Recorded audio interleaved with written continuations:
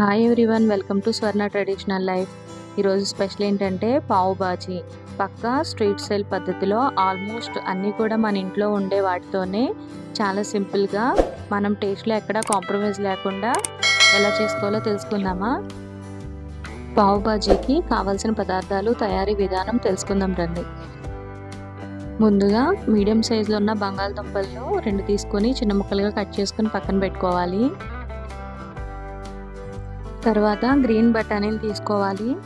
అవి మునిగేంత వరకు వాటర్ వేసుకోవాలి. వాటిని 4 to 5 hours నానబెట్టుకోవాలి. తర్వాత చిన్న ముక్కలుగా కట్ చేసుకున్న బంగాళదుంపల్ని ఉడికించుకోవాలి. ఉడికించుకునేటప్పుడు కొంచెం సాల్ట్ వేసుకుని ఉడికించుకోవాలి. ఇవి ఉడకడానికి 5 to 10 minutes టైం పడుతుంది.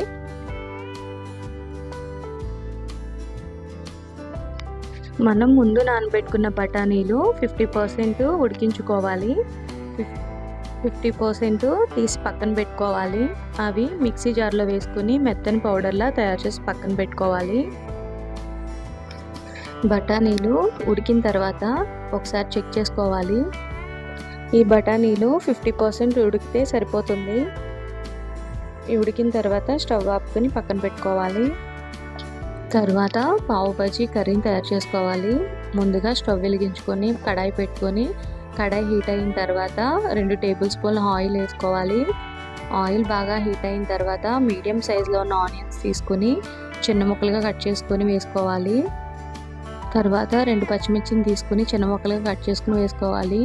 తర్వాత మీడియం సైజులో ఉన్న ఒక టమాటా కాయని తీసుకుని చిన్న ముక్కలుగా కట్ చేసుకుని వేసుకోవాలి.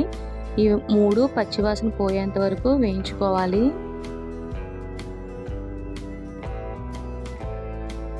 ఇవి బాగా వేగిన తర్వాత మనం ముందుగా ఉడికించుకున్న బంగాళదుంప ముక్కల్ని వేసుకోవాలి.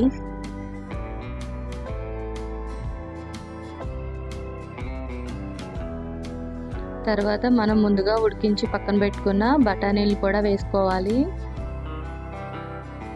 ఇవన్నీ వేసుకున్న తర్వాత మ్యాషర్తో మ్యాష్ చేసుకోవాలి.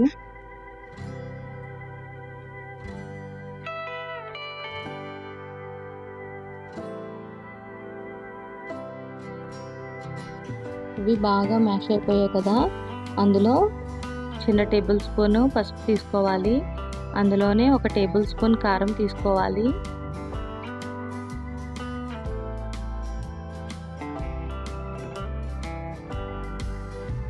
తర్వాత టేస్ట్కి సరిపడినంత సాల్ట్ తీసుకోవాలి.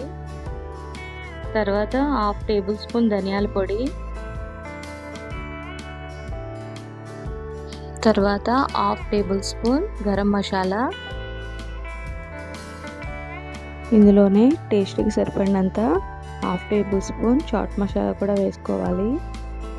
ఈ మసాలాలన్నీ వేసుకున్న తర్వాత ఒకసారి కలుపుకోవాలి.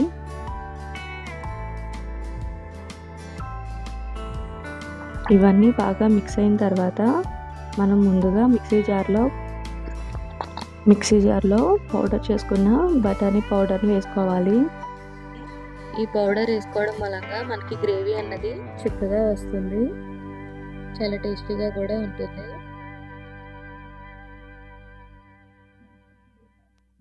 ఇవన్నీ ఉడికించుకోవడానికి సరిపడినంత వాటర్ తీసుకోవాలి. ఇది ఉడకడానికి మనకి 3 to 5 minutes టైం పడుతుంది. ఇది ఉడికించుకునేటప్పుడు మీడియం ఫ్లేమ్లోనే పెట్టుకుని ఉడికించుకోవాలి. ఈ కర్రీ ఉడుకుతున్నంతసేపు మనం కలుపుకుంటానే ఉండాలి. ఈ కర్రీ చిక్కపడినప్పుడు మనకి వాటర్ కూడా అడ్జస్ట్ చేసుకోవచ్చు. కర్రీ అన్నది మనకి కన్సిస్టెన్సీ వచ్చేంత వరకు ఉడికించుకోవాలి. అందులోనే కొద్దిగా కసూరి మేతిని వేసుకోవాలి.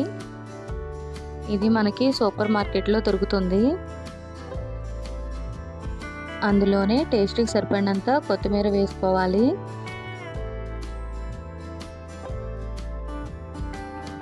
ఇవన్నీ ఒకసారి కలుపుకున్న తర్వాత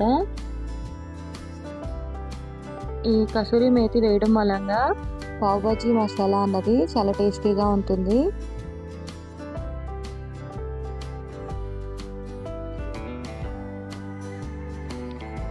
ఇది బాగా ఉడికిన తర్వాత 1 టేబుల్ స్పూన్ నెయ్యి వేసుకుంటే దీని టేస్ట్ అన్నది ఇంకొకంత పెరుగుతుంది. అంతే, మనకి పావ్ బాజీ మసాలా రెడీ అయిపోయింది. ఇవి పావ్ బజ్జీ బన్స్ అండి. ఇవి మనకి డిమార్ట్స్లో కానీ సూపర్ మార్కెట్లో కానీ దొరుకుతాయి. ఈ పావ్ బజ్జీ బన్స్ని ఫ్రై చేసుకోవాలి. ముందుగా ప్యాన్ పెట్టుకొని ప్యాన్ హీట్ అయిన తర్వాత నెయ్యి కానీ బటర్ కానీ వేసుకుని బన్స్ని మధ్యలో కట్ చేసుకుని ఫ్రై చేసుకోవాలి. ఈ బన్స్ని బ్రౌన్ కలర్ వచ్చేంత వరకు ఫ్రై చేసుకోవాలి. ఇవి బ్రౌన్ కలర్ వచ్చిన తర్వాత సపరేట్ ప్లేట్లోకి తీసుకోవాలి.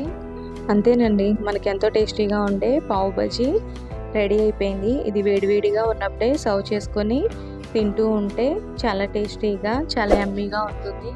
ఇదే స్టైల్లో మీరు కూడా తయారు చేసుకుని టేస్ట్ ఎలా ఉందో మా కామెంట్ బాక్స్లో కామెంట్ చేయండి.